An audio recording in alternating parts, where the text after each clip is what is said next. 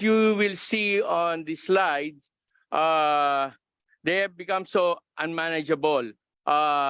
In this chart, the new Bilibid prison in Muntinlupa City has the most number of PDL with more than 30,000 and with a congestion rate of 377%. Our short-term initiative focus on quick wins necessary to address the pressing concerns of our congestion. We have begun temporary decongestion management measures by expediting the processing of persons deprived of liberty who have already served the sentences and eligible for release. As of date, we have processed almost 5,000 releases through our Bilislaya project.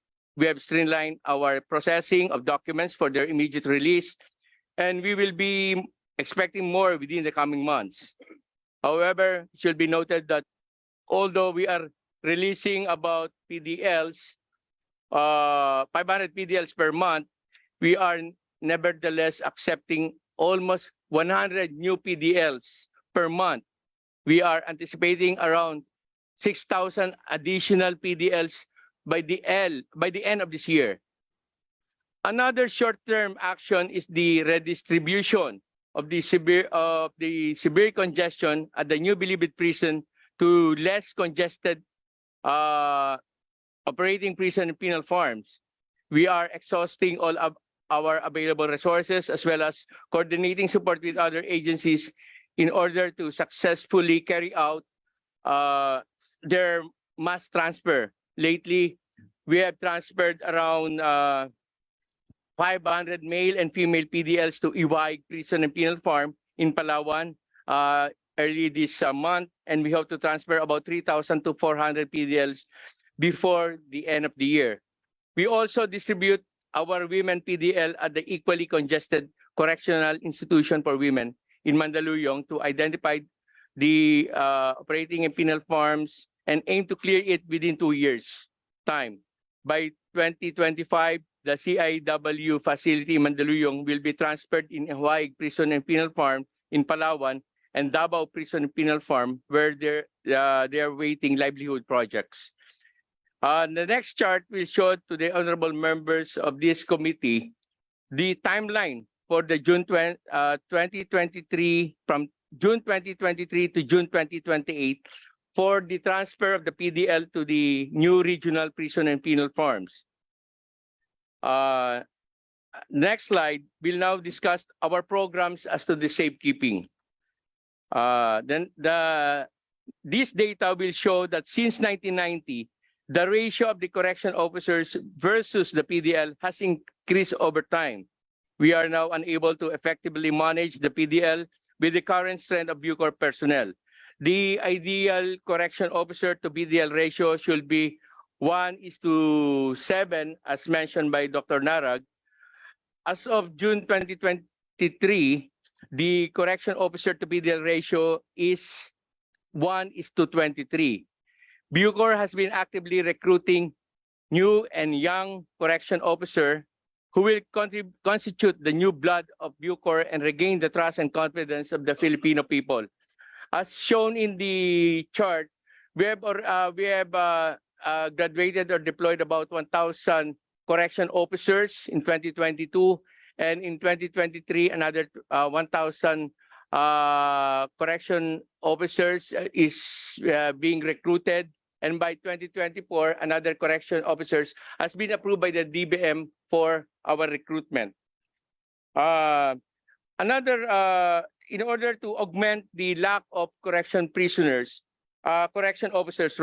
Bucor have facilitated the training of K9 to augment our lack of personnel as well as to enhance the security and detection capabilities within the facilities. Another is a total of 107 CCTVs have been installed in common areas to monitor and enhance the facilities supervision. And we have converted some of the confiscated phones with negative forensic findings into body cameras for officers, providing an additional layer of monitoring. We also do a retooling and values formation of all personnel through the conduct of competent officers training and cultural behavior training. And next is the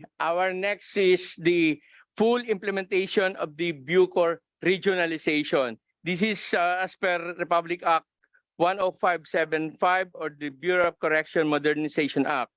We will establish additional correction facilities in various regions, as shown in the chart, as part of our medium-term decongestion measures. We will also establish heinous crime facilities. This is pursuant to Republic Act 11982, wherein we have already begun coordinating efforts with the Department of National Defense and the Armed Forces of the Philippines in repurposing portions of 3 military reservations in Luzon, Visayas, in Mindanao, as well as other available islands. To compensate for their allocation plans for Bucor, we have in turn identified strategic areas of our own lands for swapping that are ideal for military and naval defense. The chart will show that a total amount of 77.7 billion is needed for the construction of new facilities and rehabilitation of existing prison and penal farms from 2023 to 2028, with 22.3 billion being needed in 2024 to initiate the Bucor Modernization Plan. However, DBM only approved for the President's budget 672 million for 2024 for the construction of facilities. The approved budget for next year will not be sufficient for the construction of the regional prison and penal farms around the country, as well as the construction of the heinous crime facilities. That is why we are envisioned of converting a greater portion of the NBP reservation into a Bucor global city, where we will explore the advantage of a public-private partnership as our modality for this project. This will enable us to help the government in generating the funding needed for the realization of the Bucor Development and Modernization Plan. As to the reformation, Bucor has been mandated by law to implement reformation programs aimed at positively impacting the moral, social, and economic aspects of the PDL lives, preparing them for their eventual reintegration into society. We have 6 reformation programs, namely the Moral and Spiritual Program, the Sports and Recreation Program, the Behavior Modification Program, the Education and Training Program, the Work and Livelihood Program, and the Health and Welfare Program.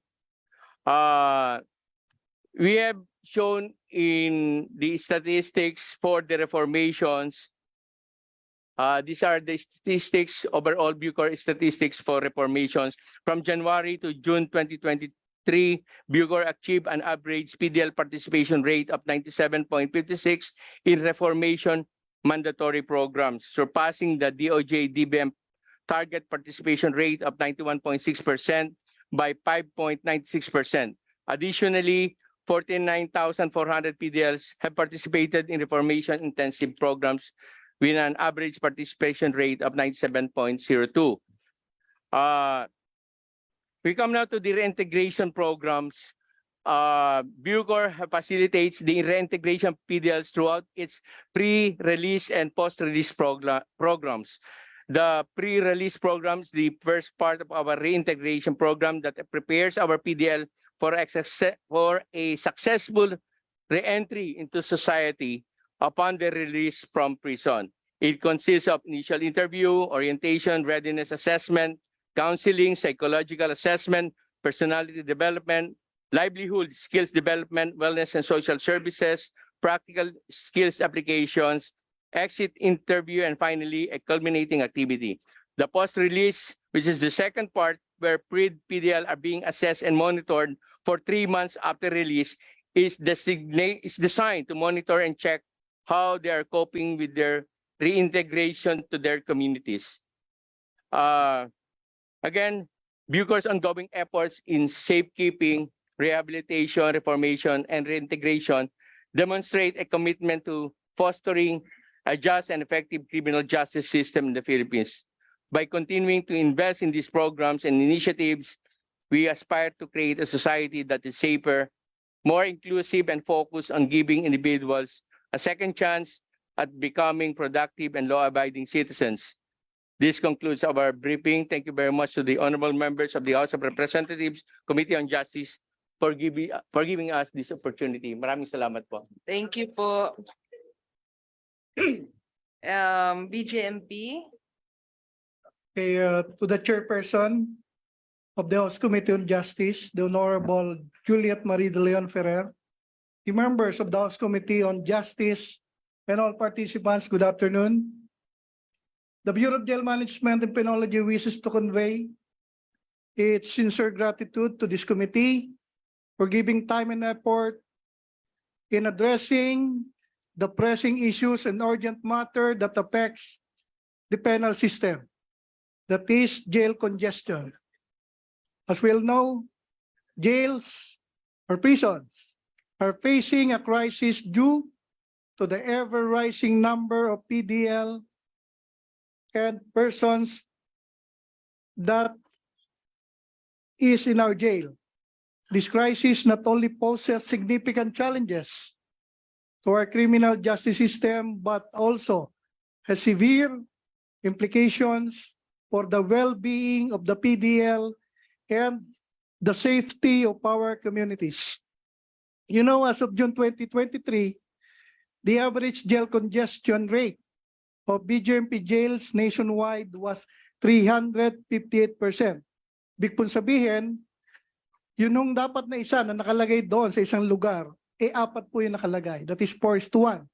Based on 4.7 square meter area per PDL.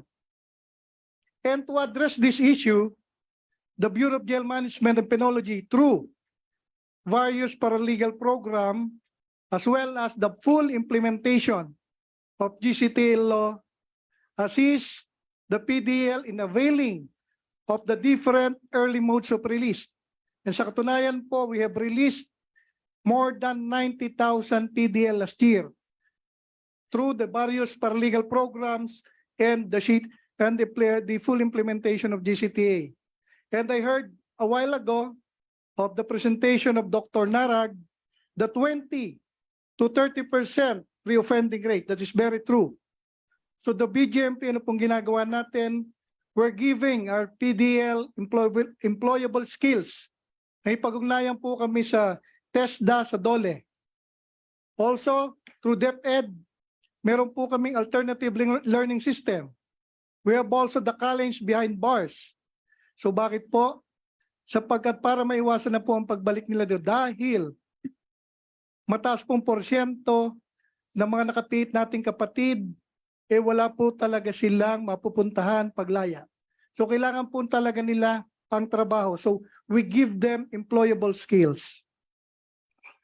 In addition, the BJMP has been we have the priority bill, what we call the BJMP Modernization Program Bill.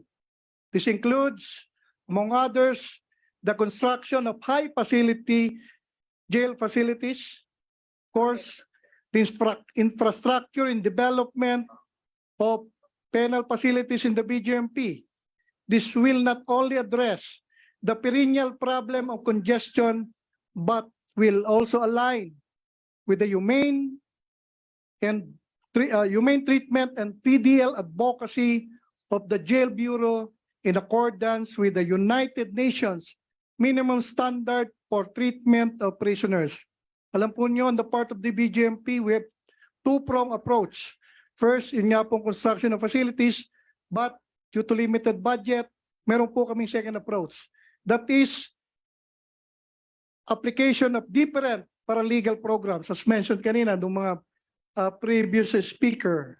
Also, doon sa full implementation ng GCTA and other things. And the BJMP now, isa na po namin, dati po Safekeeping and Development, yun po yung mandato namin, but yung programa po namin, ang BJMP approach meron, ina-include na po namin yung classification. Safekeeping, development, and the last is the reintegration. Napakalaga po nito na pagbalik nila sa komunidad, mabuti na po silang mamamayan ng Pilipinas. In conclusion, addressing jail congestion is not just a matter of practicality. It is a matter of moral responsibility. By working together to develop innovative, humane, and effective solutions, we can ensure that our criminal justice system aligns with our values of fairness, compassion, and respect for the dignity of every individual. So let us embark in this journey towards a meaningful reform, forging a brighter future for our society and upholding the true ideals of justice for all. With that, thank you very much. Once again, good afternoon. Thank you. And last but not least, from the Bureau, the Board of Parole and Pardon, BPP, Attorney Calizo. Good afternoon, Your Honors. The Board of Pardons and Parole is the only agency of the government that grants parole to the PDLs, and one of the agencies of the government that recommends executive clemency. The Board of Pardons and Parole has the ability and the capacity to review 500 cases a week. For the month of March this year, the Board of Pardons and Parole granted 616 parole to the PDLs. So we have that ability to decongest the jail. We just need more referrals and carpetas or prison records from Bucor. We also go around all the 7 national penitentiaries in the Philippines, and we interview person-to-person PDLs. As a matter of fact, last year, we went to Iwahig Prison and Farm, and we interviewed face-to-face 718 PDLs, and we found out that 60 of them have already served their maximum sentence, and they are still in jail. They're still in prison. Also, we went to San Ramon Prison in Zamboanga. Okay. And we interviewed 1,358 PDLs face-to-face. And we were able to determine that 67 of them have already served their maximum sentence and they are still in jail. So for the record, from January 1 to July 21 of this year, the Board of Pardons and Parole has paroled 1,334 PDLs and recommended 185 PDLs for executive clemency. And during the time of President Benigno Aquino and also President Rodrigo Roa Duterte, a lot of what we recommended for executive clemency were returned with no action. And this was a total of 704.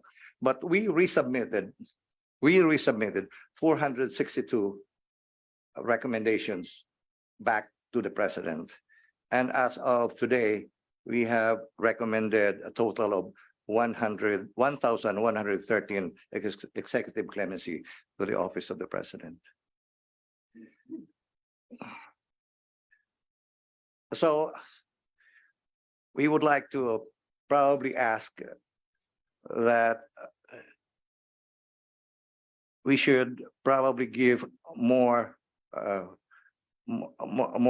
resources to the Bucor in order for them to be able to give us to review their carpetas, prison record, and so that they will be able to send to us the carpetas that have already served the minimum sentence.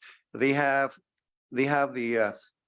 mandated to give us within a month before they have served their minimum sentence, the carpetas to be reviewed for parole. But the challenges with Bucor is we understand that they have a lot to do right now with the GCTA, the computation of the GCTA. And unless we get a complete records of the PDLs, the parole and probation, the Board of Pardons and Parole will not be able to review the cases for parole and executive clemency. Thank you. Thank you very much, Attorney Calizo. Now, we will hear from our members. The first on the list is Congressman Brian, Congressman Brian Yamsuwan. So please, po.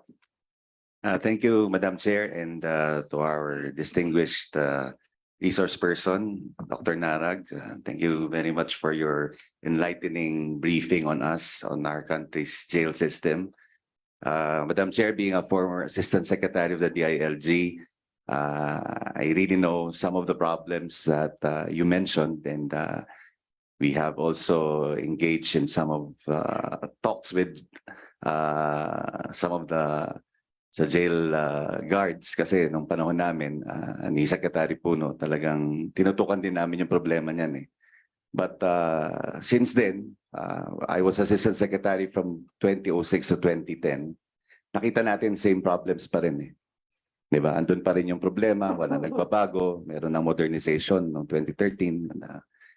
Hindi ko alam kung anong nangyari kasi the things that we have mentioned during your briefing are the same problems that we encounter every year in every administration. And with this, Dr. Narag, I would like to ask you a query. You suggested that we should integrate our jail system.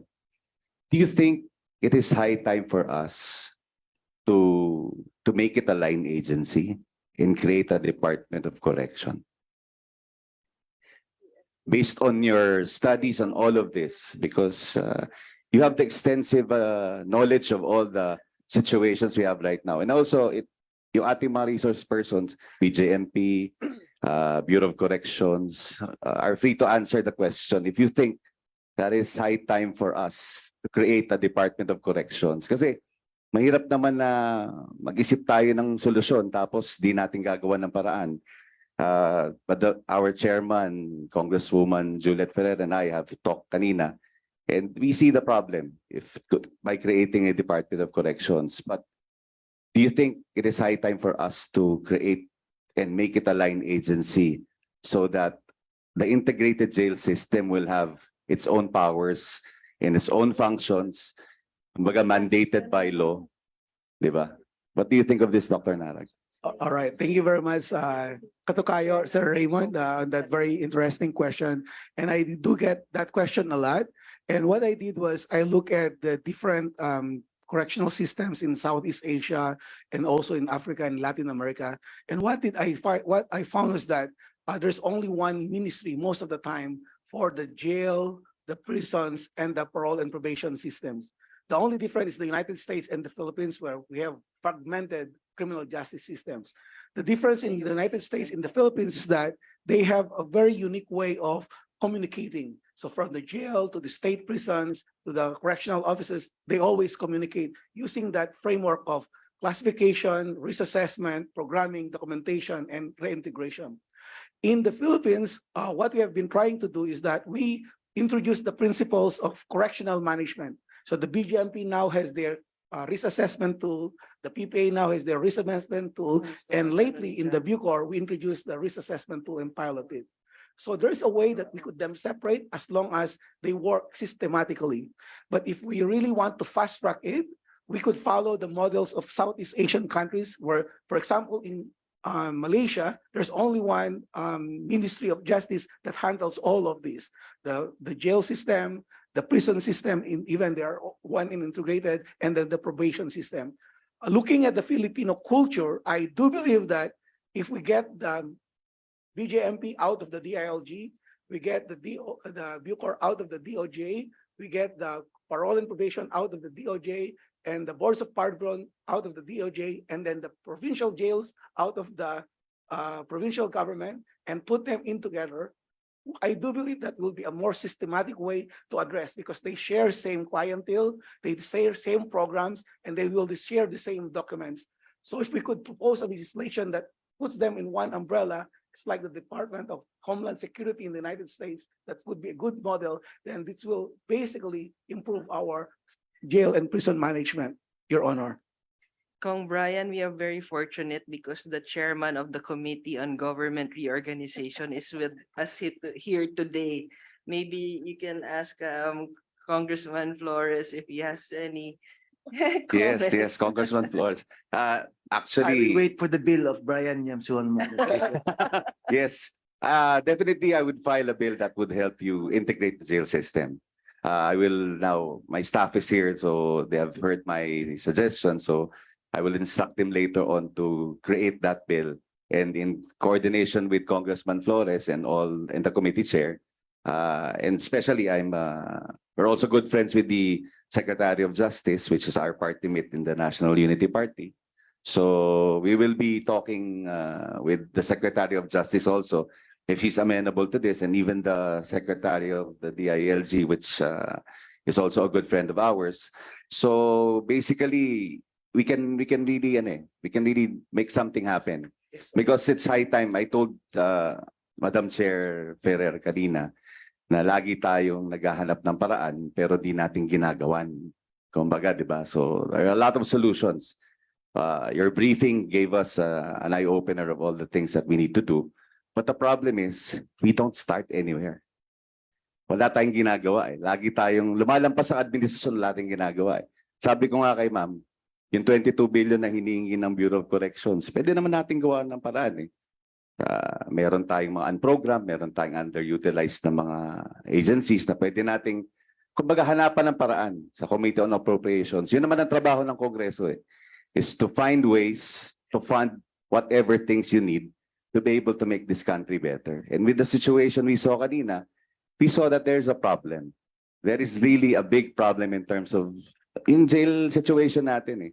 Kita naman natin eh, di ba? Minsan, nagiging katotohanan na lang talaga yung iba, nagsumasayaw na lang, di ba? Na parang sama-sama sila. Kaya sila sumasayaw dahil wala silang lugar na pagpapahingaan. Eh. Kaya ginagawa na lang nila yun eh. So I think with your suggestion, Dr. Narag, thank you for opening our eyes into the current situation of our jail system. And you will be assured that this committee, together with our chairman, we will work hard in terms of making this suggestion of yours a reality. Thank you, Madam Chair.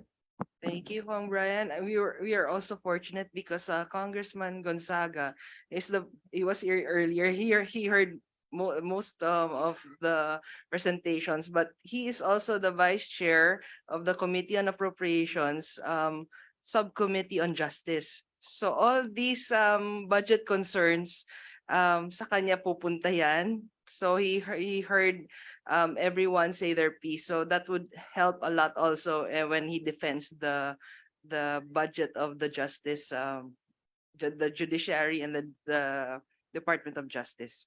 So now we'd like to May be recognized, Mr. Chairman, Jail Director Rivera of the yes, Bureau of Jail Management and Penology. yes. Thank you very much, Congressman Brian Yamsuan, sir, for me kasi. Reaction lang, sir, for the information of everybody. The Philippine jail system is the most fragmented among all over the internationally. We have the Bureau of Jail Management and Penology. We have the Bureau of Corrections. We have the provincial jail. We have also a jail system in the BID, the immigration, and formerly in DSWD and CACL, but doon sa pagpasa po ng batas, so nawala na yun. So imagine we have 5. And as I'm reading the Philippine Development Plan 2023 to 2020, it is one stated there that there must be one penology and jail system. Yun po yung nakita ko doon. That is why, doon po sa Senate, meron na po doon move. First, siyempre, BJMP in the provincial jail, we're moving on the same, kumbaga 3-year and below. Sa BJMP, 3-year and below incarcerated sa amin pagka sentensyado na. And other things kung nililitis pa. So pareho lang kami ng provincial jail. So sana po masuportahan nyo na really support the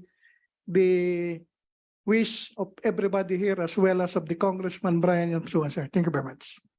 Thank you very much, General. No, talagang yan yung problema namin actually. Actually pati yung mga local government units, pati yung mga governors, mayors before. Minsan pagtatawag sa'yo dahil DILG ka, nalilito sila eh.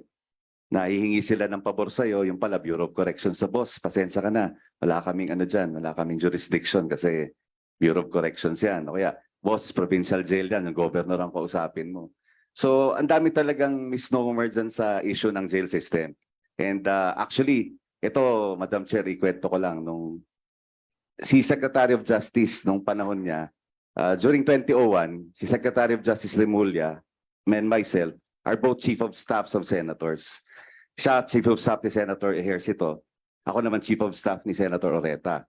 So, madalas namin pag-usapan yan kasi nga, during our time, wala kaming ginagawa kundi pag-discuss yung mga bagay-bagay dun sa Senado. And one thing that we have discussed dan, yung jail system. Kaya in fact, before he assumed office, when we had several conversations before his assumption, he mentioned to me that he really wanted to do something about the jail system. And he was in constant communication with the former Bureau of Corrections Director. Kasi gusto niya ayusin yan, pati yung lupa, lahat. Gusto niya ayusin kasi he wanted to transfer the jails out of Metro Manila and put it somewhere else. And one thing that I have seen in him is yung kanyang passion to really fix the jail system. And I think we are on the right track, Madam Chair, in terms of the suggestion of Dr. Narag, considering that he's also being listened to by the Secretary of Justice. And I think that it's high time for us to really fix this system, fix the jail system, and fix, kumbaga, whatever is needed to be done in terms of legislation to help them also realize their dream. And especially those in the uniform service, dito sa ating correction service, na maayos na rin. Kumbaga, gusto niya rin maayos yung sistema eh. That's the thing that the President told us in his own eh. Change the mindset eh. Bagong Pilipinas na eh. Baguhin na rin natin yung sistema ng pag-iisip natin and make things happen. He's making things happen, so let's help him create that reality. Thank you, Madam Chair. Thank you, Kong Brian. Although we heard from the resource persons that the Secretary of Justice has been doing a good job. He's been doing something about it. So at least that will make a difference. So siguro nga we can also help the SOJ improve it some more. So now we'd like to listen to Congresswoman Jinky Luistro. Thank you, Madam Chair, and good afternoon to our distinguished colleagues and to our resource speakers. Of course, we heard the Supreme Court Administrator enlighten us on release without court order, GCTA, recognizance, continuous trial. We also heard the DOJ and POW Chief Attorney Acosta implementing all these laws, all intended to decongest correctional and detention facilities. This notwithstanding, however, the sad reality is the facilities are still overly congested. In other words, the problem still exists. As shared to us by the Bucor and using the terminologies of Dr. Narag, the input is greater than the output. So it appears to us that indeed there is a problem in throughput. I hope, am I correct on this? And of course, I acknowledge that this problem is so comprehensive, true enough that there are a lot of agencies present today because we have something to do, all of us have something to do with the problem at hand. And I was even asking, where's PNP? Because they are the one responsible for the arrest. Yes. So I wish to humbly suggest that we come up with a regular roundtable discussion on this until we delineate the long list of suggestions of Dr. Narag, like which measures will be undertaken by the executive, which measures shall be undertaken by the judiciary, and what are the legislative measures that the Congress needs to take care of. Because we are indeed overwhelmed by the recommendations we heard, not only from Dr. Narag, but even from our colleagues and our distinguished resource speakers. For one, we heard about reducing imprisonment on light offenses or perhaps MTC cases to community service. But we need a whole of the government approach on this because we have to check as well what will be its effect on the criminal tendencies of the offenders. I do not want to wake up one of these days na maraming kriminal dahil hindi sila natatakot mag-commit ng light offenses. Second, we heard also about the need to construct additional penal and correctional facilities.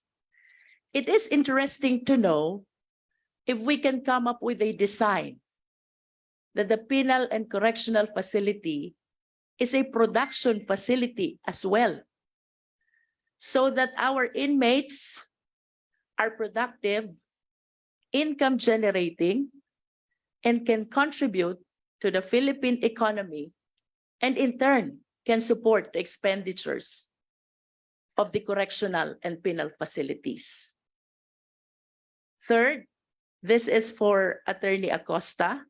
Perhaps we can also consider assigning some lawyers with exclusive task to address PDLs who deserve to be released under existing laws, and perhaps engage JOs to support them. This is with recognition that we lack budget for PS, ma'am. And fourth, I am interested to listen also or to hear on what is going on with our laws on mediation and barangay conciliation. I honestly believe that if we will strengthen this somehow, this can help us address the overcongested facilities in the Philippines. Thank you, Madam Chair. Would you like, Kong Jinky, do you want any of our resource persons to comment on the Yes, points you ma'am. raised? Perhaps I wish to hear first about the possible effect of reducing imprisonment to community service with respect to the criminal tendencies of the people. Thank you, Madam Chair. Which agency would you like to answer that? Can we hear from the Supreme Court? Court Ad. Yes, thank you, Madam Chairperson. Of course, thank you, the Honorable Congresswoman Jinky Pono Luis. I think with respect to the community service, there is already guidelines, no, promulgated by the Supreme Court to implement the community service law. So, with respect to the community service law, I mean guidelines that we have come out with, actually it covers crimes where the sentence involves penalty of imprisonment of either arresto mayor or arresto menor. So it's either up to 30 days or up to 6 months. So and in that particular guidelines or rules that the Supreme Court already promulgated several years ago, we mentioned there, it is indicated there that the accused, or the convicted felon, one sentence, to those penalties, either arresto menor or arresto mayor, has 3 options. One is to appeal the conviction. Then that precludes already applying for probation or community service. Second is to apply for probation. And of course, under the probation law, if the probation is granted and the convicted felon is able to comply with the terms of the probation, then the criminal liability actually is extinguished. No? That's the present probation law right now. And third, with respect to community service, unfortunately, there is no similar provision. Wherein community service, once resorted to, can actually result in the extinguishment of the criminal liability. So I think that's where perhaps Congress can try to reconcile, so that there will be more who will avail of community service and not just rely on probation. Because in community service, the plan will have to be determined by the barangay officials where the crime was committed. No? So I think that's easier for some of our convicted felons as compared to the probation, wherein they have to comply with the terms of probation. For example, they have to be gainfully employed, they should not commit any other crime, no, etc., etc. No, so I think, and also perhaps Congress can consider increasing, those who can avail of community service instead of just limiting it to those who committed. Who have been convicted, and sentenced, to up to prison, up to arresto mayor. Perhaps we can increase it a little further, perhaps to prison correctional medium or minimum, so that it can cover more crimes. Now, with respect to perhaps I may just add one more thing. With respect to some crimes, minor crimes, wherein warrants of arrest are not actually issued. If a crime wherein the penalty is not more than the possible imposable penalty is not more than 1 year, or the imposable fine is not more than 50,000 pesos, actually a warrant of arrest is not issued. So the accused will not be incarcerated, and will not add up to the congestion. Perhaps Congress can try to look into the possibility of also increasing, the penalties that may be imposed wherein a warrant of arrest will not be issued. So yun lang po. Thank you. Thank you. On that note, Madam Chair, we will be requesting the help of the Supreme Court come up with their recommended legislative measures to address these concerns, which can help us decongest the facilities. Actually, I will be asking all the agencies who are here today to submit their recommendations as to proposed legislation, so that we can look into it, and maybe some of our members can file the bill. Yes, Ma'am, Attorney. just short reaction Yes. regarding jail visits. All PAW lawyers, Your Honor, are required to render jail visit once a week. Our problem is this: whenever there is an arrested person who is being detained at a jail, we will never know unless the relative or the warden will tell PAW that there is a newcomer. So 2 decades ago, we have a MOA with BGMP that they should call upon PAW so that we can file the motion for reduction of bail if necessary, to have to avail the 10,000 reduced in case of indigency. So we will never know unless there is a calendar of cases from the court that somebody will be arraigned. So PAW is not the repository of the inmates. So we need data and information from the wardens. So we are now requesting the BGMP head to alert all jail wardens of BGMP, provincial jails with the governor and the municipal jails with the mayor, PAW offices, so that we can file as soon as possible the proper motions for release. Kaya po nagtatagal sila doon, di namin alam dahil hindi kami ang may record ng kanilang detention. So kaya pinadadalo ko once a week, kahit po we are only 2,505. Kung sa court pa lang po na-assign 1 court, 1 PAW. And then may labor pa kami, counterpart kami ng mga private lawyers. Meron pa kaming appealed lawyers, counterpart ng Office of the Solicitor General. Doon namin kinukuha sa 2,500 na binigay lang sa amin ng DBM. Panay po request namin pero mahirap mag-request ng item. So there is a continuous creation of courts by this committee and the Congress, but there is no continuous creation of PAW plantilla positions. That is why, pag naka5 taon na po si PAW, nagpipiskal na, nagja-judge na, umaalis na sa sobrang hirap. Kasi may pasa ng isang kabambigas, and then meron pa dito, halos mangud-gunda sa lupa po yung mga PAW lawyers natin. Minsan di na kami natutulog. Totoo po yun. So, talaga we can do so much, but with our winning rate of 82% last year, sa mga kaso po namin. Para sa akin, pasado na po kami sa taong bayan. Pasado na kami. Yun nga po, sinasabi ko, bakit create ng branches of court? Pirmado pa ng mga ating mahal na Pangulo. Pero bakit yung pawala? Ay nasa loob po namin. One PAW, one court. Yun nga lang po. Pero ayoko po makontempt. So, ay gano'n na lang. Talagang hanggang gano'n na lang po yun. Talagang kumbaga kami po ang lawyer na mahihirap, kaya mahirap din po ang aming sitwasyon.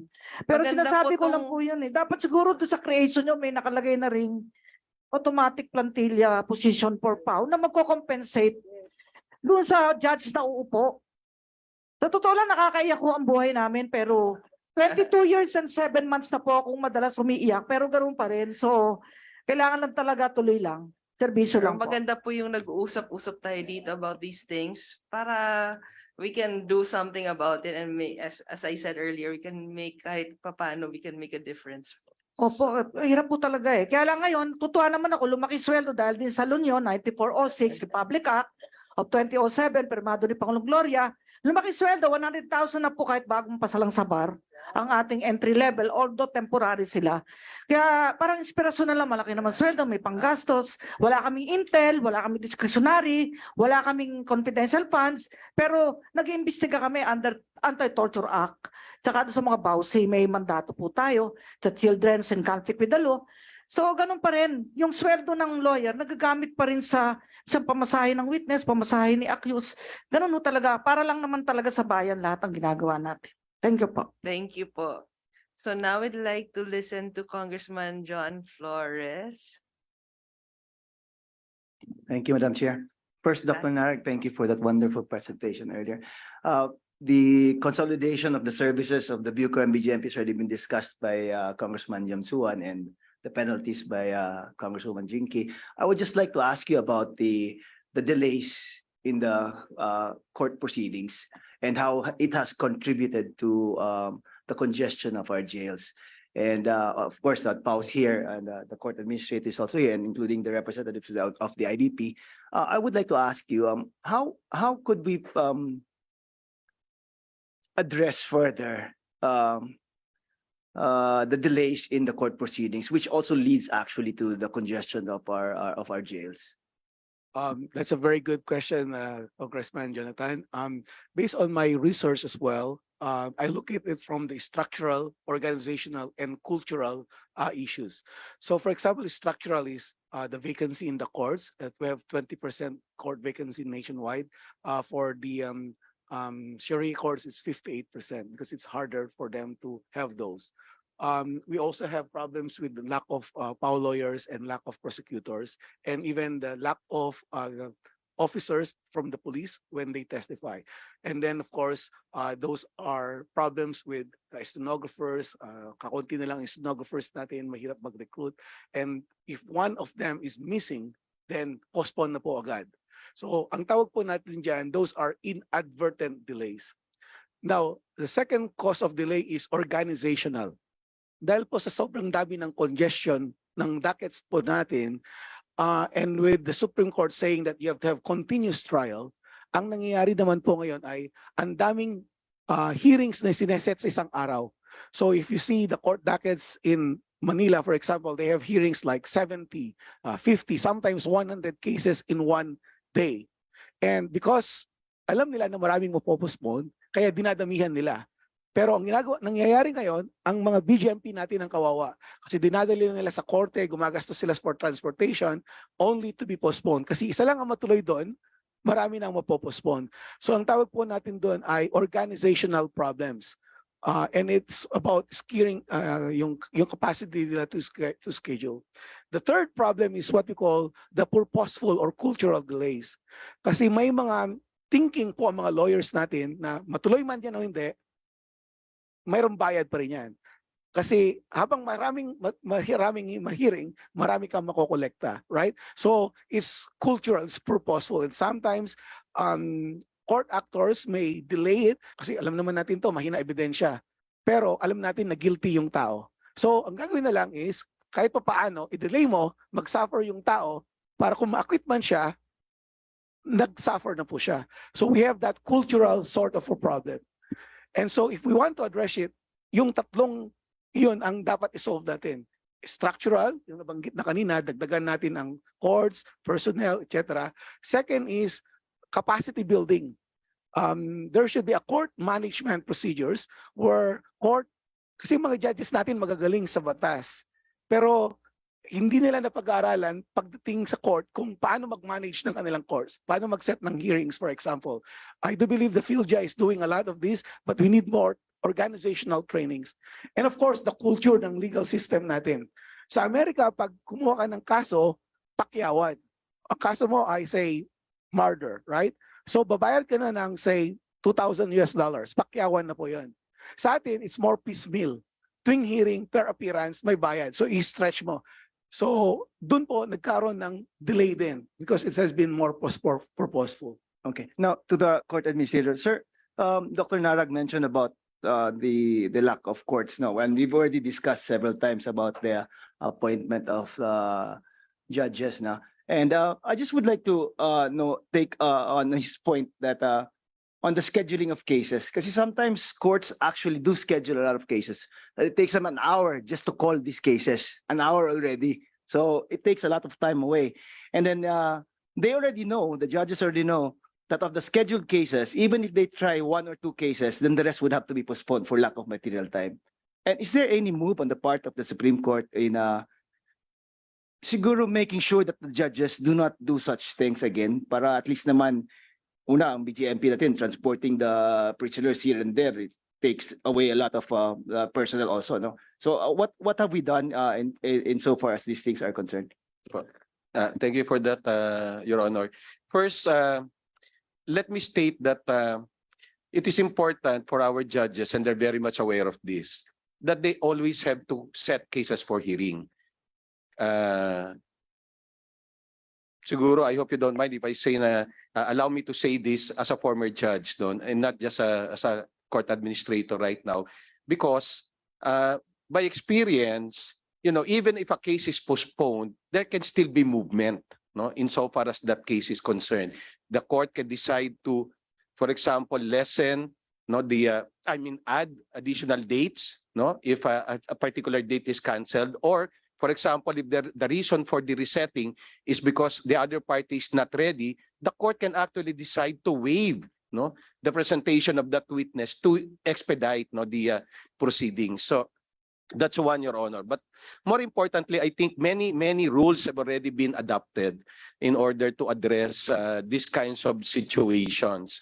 For example, with respect to drugs cases, actually the plea bargaining, no, framework has resulted, no, in cases being decided with the offenders, no, agreeing or at least offering plea bargain proposals. In fact, if I may say so, Your Honor, at present the clearance rate, no, of our courts is 100% or more, meaning for every case that is being filed, the same number of cases are actually being disposed of. So in other words, what remains are the newer cases because we are disposing as many old cases, no, as compared to before. Likewise, with respect to the filling up of vacancies, the Judicial and Bar Council actually has been filling up vacancies on a regional basis, no, level. So much so that we have now filled vacancies from region NCAJR and then regions 1 to 3, no, as of the present. And then all the vacancies for the next regions, no, regions 4 to 12 have actually been opened up already. So much so by the end of the year, there will be shortlist for all of these courts. So much so by next year, Your Honor, if we have, for example, a vacancy rate of 20%, we will have perhaps by the end of the year only up to 10%. And the only remaining vacancies will be the courts where there are no or little applicants. For example, in the case of Sharia courts. But Sharia courts do not handle criminal cases, Your Honors. They only handle cases involving Muslim personal laws. No? So wala pong incarceration doon. So that many, no, that many. And then finally, Your Honor, yun nga, I hope that there is an appreciation on the efforts of the court, most especially when we have launched the strategic plan for judicial innovation. And one of the things that, of course, is being given emphasis there is, of course, efficiency with respect to the conduct of trials. And then second, with respect to innovation.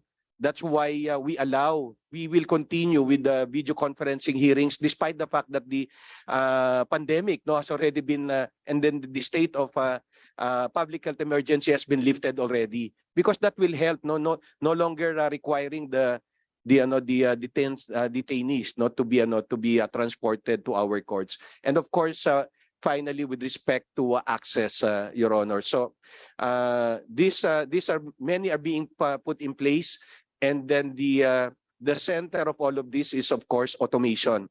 Eventually, even with respect to the monitoring of these cases and the calendaring, Your Honor, this will be addressed in due time.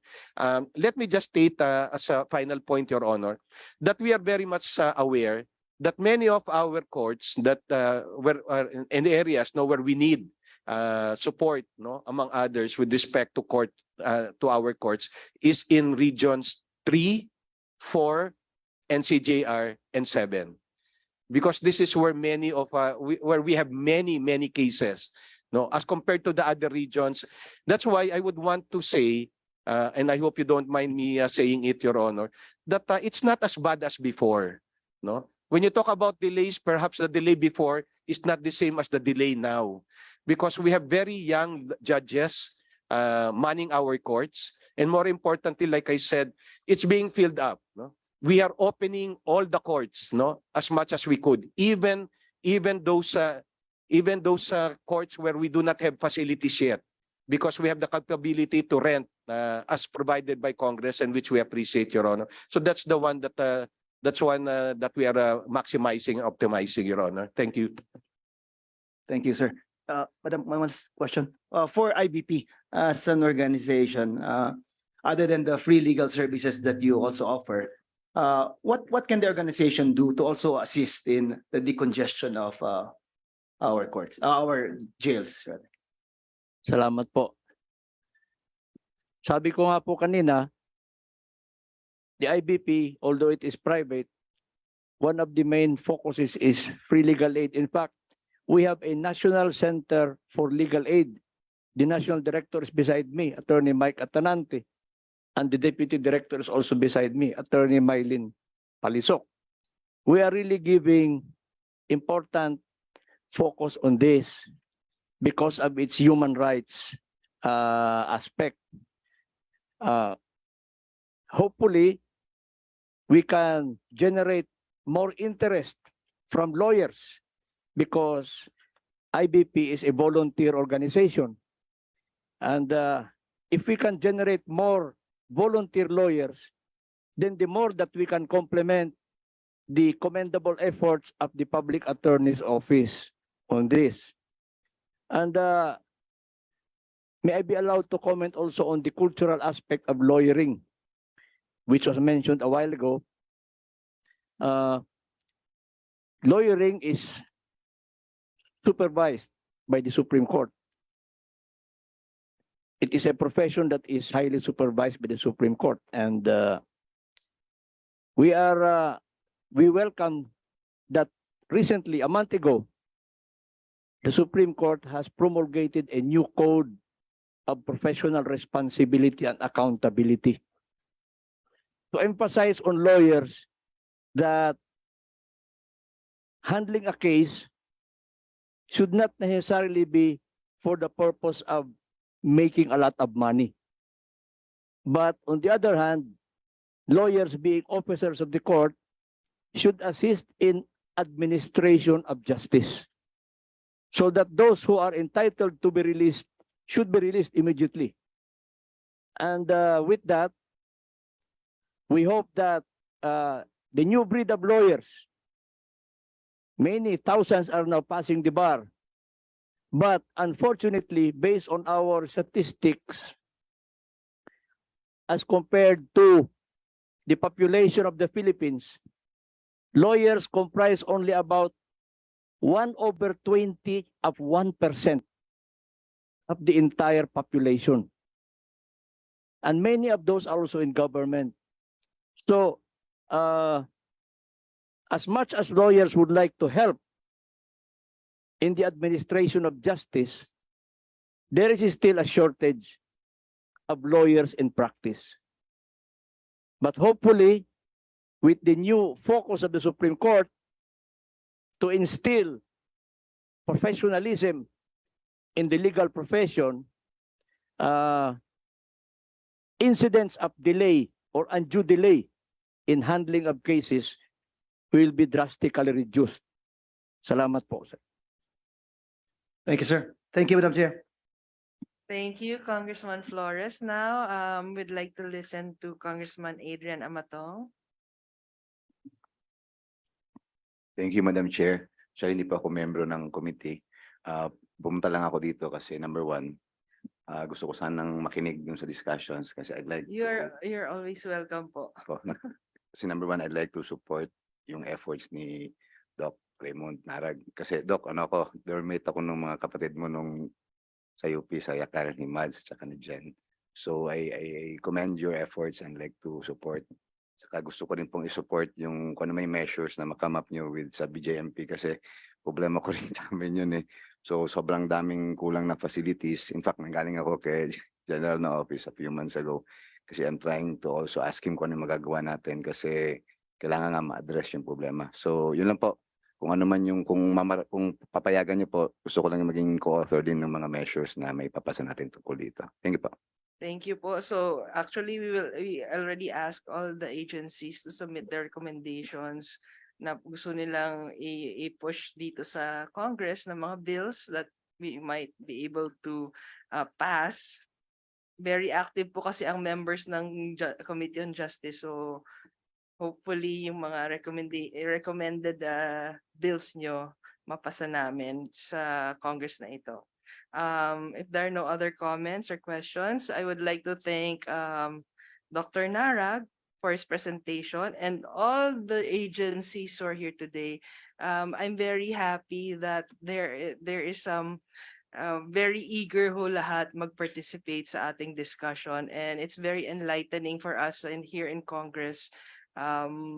Hopefully we will be able to do something about the problem. And yung sa personnel problem, not only lahat ng agencies dito, yun ang linalapit dito sa committee na problem na kulang talaga ng personnel. So of course we are also helping all of you sa budget ninyo, madagdagan yung budget. That's why kanina sabi ko, very fortunate tayo na nandito si Congressman Gonzaga. Kasi narinig niya yung mga problema kasi siya yung sa Committee on Appropriations, Subcommittee on Justice. So hopefully magba-budget hearings na, and siguro all these things will be brought up during the budget hearings. Before we adjourn, are there any other matters? None so far, Madam Chair. So May I respectfully move for the adjournment of today's committee hearing, Madam Chair? the meeting is adjourned. Thank you very much. Thank you, Madam Chair.